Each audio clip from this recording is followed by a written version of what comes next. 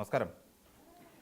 നമ്മുടെ കേരളത്തിൽ ഇപ്പോൾ നടന്നുകൊണ്ടിരിക്കുന്ന പ്രധാന സംഭവവികാസങ്ങൾ എന്തൊക്കെയാണ് എന്ന് ചോദിച്ചാൽ വളരെ എളുപ്പത്തിൽ നമുക്ക് പറയാൻ കഴിയും. നമ്മുടെ 12 ദിവസമായ നമ്മുടെ മത്സ്യത്തൊഴിലാളികളെക്കുറിച്ച് സർക്കാർ കാട്ടിയ ഒരു അലംഭാവം. രാജേഷ് എന്ന് പറയുന്ന ചെറുപുഴ എന്ന് പറയുന്ന കണ്ണൂർ ജില്ലയിലെ ചെറുപുഴ എന്ന് പറയുന്ന സ്ഥലത്തുണ്ടായ ഒരു പ്രളയ ദുരിതവുമായി ബന്ധപ്പെട്ടുകൊണ്ട് ഒരാളെ രക്ഷിക്കുന്നതിനിടയിൽ മരണപ്പെട്ട ഒരു വ്യക്തിയെക്കുറിച്ചും അദ്ദേഹത്തിൻ്റെ മൃതദേഹത്തോട് നമ്മുടെ സംസ്ഥാന സർക്കാരാണോ ആശുപത്രി അധികൃതർ നടത്തിയ ഒരു വെളിവില്ലായ്മയും, അതിനെ ആദരവില്ലായ്മ എന്നല്ല വെളിവില്ലായ്മ എന്ന് പറയാനാണ് ഉദ്ദേശിക്കുന്നത്. വെളിവില്ലായ്മയും ഒക്കെ ചർച്ചയിൽ ഇങ്ങനെ വന്നുകൊണ്ടിരിക്കുന്ന ഒരു സമയം. ഇപ്പോഴാണ് നമ്മൾ സത്യത്തിൽ കേരളത്തിലുള്ള എല്ലാവരും പിണറായി വിജയൻ എന്ന് പറയുന്ന മുൻ മുഖ്യമന്ത്രിയുടെ ക്വാളിറ്റികളെക്കുറിച്ച് ചിന്തിച്ചു തുടങ്ങുന്നത്. അതായത് ഇപ്പോൾ എന്തു തന്നെയാണ് എന്ന് പറഞ്ഞാലും സത്യത്തിൽ ഈ ദിവസങ്ങളിലെല്ലാം നമ്മൾ പരിശോധിക്കുമ്പോൾ നമുക്ക് കാണാൻ കഴിയുന്നൊരു പ്രധാനപ്പെട്ട കാര്യം, ഈ തെരഞ്ഞെടുപ്പ് അതായത് ഇപ്പോൾ കടലിൽ ആൾക്കാരെ കാണാതായി 10-12 ദിവസമാവുന്നു. അവിടേക്ക് രമേശ് ചെന്നിത്തല എന്ന് പറയുന്ന ആഭ്യന്തര വകുപ്പ് മന്ത്രി എത്തുന്നത് കഴിഞ്ഞ ദിവസം മാത്രമാണ്. ഏകദേശം 11ാം ദിവസത്തിലാണ് രമേശ് ചെന്നിത്തല എന്ന് പറയുന്ന ആഭ്യന്തര വകുപ്പ് മന്ത്രി അവിടെ എത്തുന്നത്.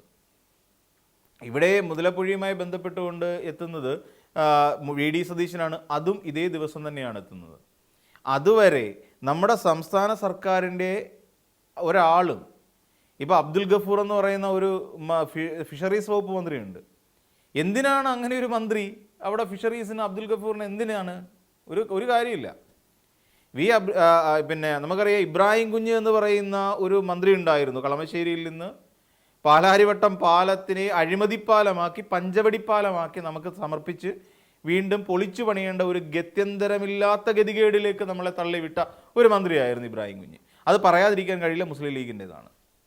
അപ്പോൾ അങ്ങനെ ആ മന്ത്രിയുടെ മകനാണ് ഈ അബ്ദുൽ ഗഫൂർ എന്ന് പറയുന്നത്. അപ്പോൾ അദ്ദേഹം ഇവിടേക്ക് വന്നു. അദ്ദേഹത്തിനെ ഫിഷറീസ് വകുപ്പ് മന്ത്രി ആക്കേണ്ടതല്ലേ? കാര്യം അച്ഛൻ ആനപ്പുറത്ത് കയറിയാൽ തീർച്ചയായിട്ടും മകൻ ഉണ്ടാവണമല്ലോ തഴമ്പ്. പണ്ട് കരുണാകരൻ്റെ കെ മുരളീധരൻ്റെയും കാര്യത്തിൽ പറഞ്ഞിട്ടുള്ളതായിരുന്നു അത്. അപ്പോൾ അങ്ങനെ അബ്ദുറഹിമാൻ ഒരു മന്ത്രിയാക്കി. പക്ഷേ പുള്ളിക്ക് പോലും അറിയില്ല പുള്ളി ഏത് വകുപ്പാണ് ഹാൻഡിൽ ചെയ്യുന്നതെന്ന്. എപ്പോഴെങ്കിലുമൊക്കെ വരും, പിന്നെ സ്റ്റേറ്റ് വണ്ടിയുണ്ട്, അതിൽ കയറി തെക്ക് വടക്ക് യാത്ര ചെയ്യാൻ കഴിഞ്ഞു. ഈ മന്ത്രി പോലും അങ്ങോട്ടേക്ക് എത്തിയില്ല എന്ന് പറയുമ്പോൾ എത്ര ശോചനീയമാണ് നമ്മുടെ സംസ്ഥാനത്തെ മന്ത്രിമാരുടെയും വകുപ്പുകളുടെയും മുഖ്യമന്ത്രിയുടെയൊക്കെയും ഒക്കെ അവസ്ഥ എന്ന് ആലോചിച്ച് നോക്കും. ഇത് നമ്മുടെ മത്സ്യത്തൊഴിലാളികൾ അഭിമുഖീകരിച്ചുകൊണ്ടിരിക്കുന്ന ഏറ്റവും വലിയ പ്രതിസന്ധിയാണ്. എന്നാൽ കഴിഞ്ഞ സർക്കാർ, ഇപ്പോൾ നമ്മൾ പറഞ്ഞല്ലോ, അവിടെ പോയിരുന്നിട്ട് രമേശ് ചെന്നിത്തല പറയുന്ന ഒരു കീറുന്ന കേട്ട്, ഇതെന്താ പറയുക, ലൈഫ് മിഷൻ പിരിച്ചുവിട്ട് കഴിഞ്ഞാലും പ്രത്യേക പദ്ധതിയിലൂടെ അവിടെ മത്സ്യത്തൊഴിലാളികൾക്ക് ഞങ്ങൾ വീട് വെച്ച് കൊടുക്കും എന്ന് പറയുന്ന ഒരു സാധനം അല്ലെങ്കിൽ ഒരു വിവരം അവിടെ രമേശ് ചെന്നിത്തല അവരുമായി പങ്കുവച്ചു. അവിടെ നിന്ന് മാധ്യമപ്രവർത്തകരോട് സംസാരിക്കാനിടയിൽ. എന്നാൽ കഴിഞ്ഞ സർക്കാർ പുനർഗേഹം എന്ന് പറയുന്ന ഒരു പദ്ധതി പ്രകാരം ഈ പറയുന്ന എന്താ പറയുക, തീരദേശവാസികളായ മത്സ്യത്തൊഴിലാളികൾക്ക് വേണ്ടിയിട്ട് ഫ്ലാറ്റ് സമുച്ചയം ഒരുക്കി കൊടുത്തിട്ടുണ്ട്. ഏകദേശം ഒരു ഫ്ലാറ്റിന് 20 ലക്ഷം രൂപ എന്നുള്ള നിലയിലാണ് വാല്യൂ ഉള്ളത്. 20 ലക്ഷം രൂപ വാല്യൂ ഉള്ള ഓരോ ഫ്ലാറ്റുകൾ അവിടുത്തെ മത്സ്യത്തൊഴിലാളികൾക്ക് വേണ്ടി പുനർഗേഹം എന്ന പേരിട്ടുകൊണ്ട് ഒരു പദ്ധതി ഉണ്ടാക്കിക്കൊണ്ട് അവർക്ക് സമർപ്പിച്ചു. അവർക്ക് താക്കോൽദാനം നടത്തി. ആരായിരുന്നു അത്?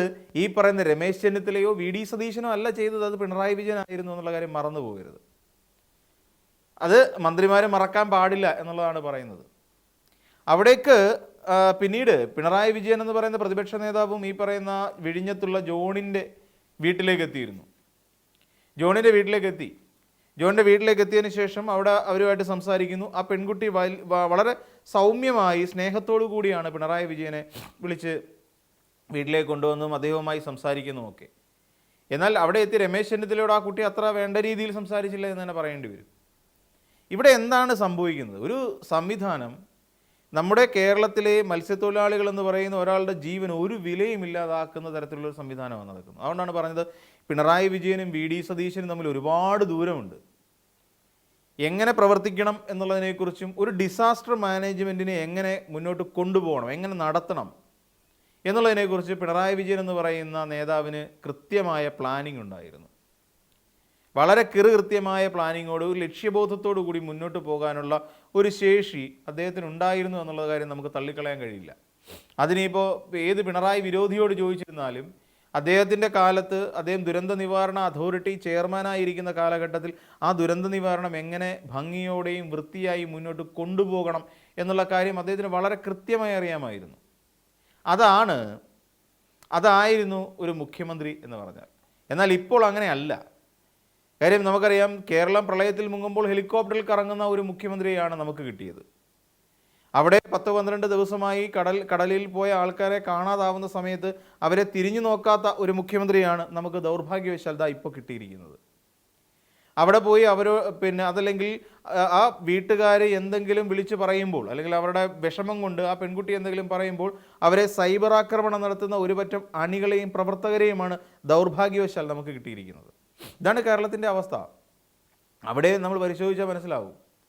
ഇവിടെ രാജേഷ് എന്ന് പറയുന്ന ഒരാളുടെ മൃതദേഹത്തോട് പരിയാരം മെഡിക്കൽ കോളേജിൽ നിന്ന് അവഗണന ഉണ്ടായി, അല്ലെങ്കിൽ വെളിവുകേട് നടത്തി, സംശയമൊന്നുമില്ല. എന്നാൽ അത് ചോദ്യം ചെയ്തു. പിണറായി വിജയൻ നിശ്ചിതമായി അത് ചോദ്യം ചെയ്തു. അവരുടെ വീട്ടിൽ പോയി അവരുടെ ബന്ധുക്കളെ കണ്ടു. ഈ പറയുന്ന അവിടെ പോയിട്ട് കരഞ്ഞ് നാടകം കളിക്കുകയോ PR വർക്ക് നടത്തുകയോ ചെയ്തില്ല പിണറായി വിജയൻ. അവിടെ പോയി അവരെ കണ്ടു, അവരോട് സംസാരിച്ചു. അവിടെ ഇറങ്ങി വന്നപ്പോൾ അയാളുടെ നഷ്ടങ്ങളെക്കുറിച്ച്, രാജേഷ് എന്ന് പറയുന്ന ഒരാൾ മരണപ്പെട്ടപ്പോൾ ആ കുടുംബത്തിനുണ്ടായ നഷ്ടത്തെക്കുറിച്ച് കൃത്യമായി മാധ്യമപ്രവർത്തകരെ ബോധ്യപ്പെടുത്തി, അല്ലെങ്കിൽ പൊതുജനത്തെ ബോധ്യപ്പെടുത്തി. സർക്കാരിനോട് ആവശ്യം മുന്നോട്ട് വെച്ചു. സർക്കാർ എന്താണ് ഇനി ചെയ്യേണ്ടത് കൃത്യമായ പോയിന്റ് ഔട്ട് ചെയ്ത് പറഞ്ഞു കൊടുത്തു. അവർക്ക് വീട്, ഇപ്പോൾ ഏതെങ്കിലും ഒരു പദ്ധതിയിൽ ഉൾപ്പെടുത്തിക്കൊണ്ട് അവർക്ക് വീട് പൂർത്തിയാക്കുക. അതോടൊപ്പം ആ കുടുംബത്തിനൊരു വരുമാനം ഉണ്ടാകണം. ആ വരുമാനത്തിന് വേണ്ടി രാജേഷിൻ്റെ ആശ്രിതരായ ഭാര്യയ്ക്കോ കുട്ടിക്കോ ആരാണ് ജോലിക്ക് അർഹരായി നിൽക്കുന്നതെന്ന് വെച്ചാൽ അവർക്കൊരു ജോലി കൊടുത്ത് സഹായിക്കണം.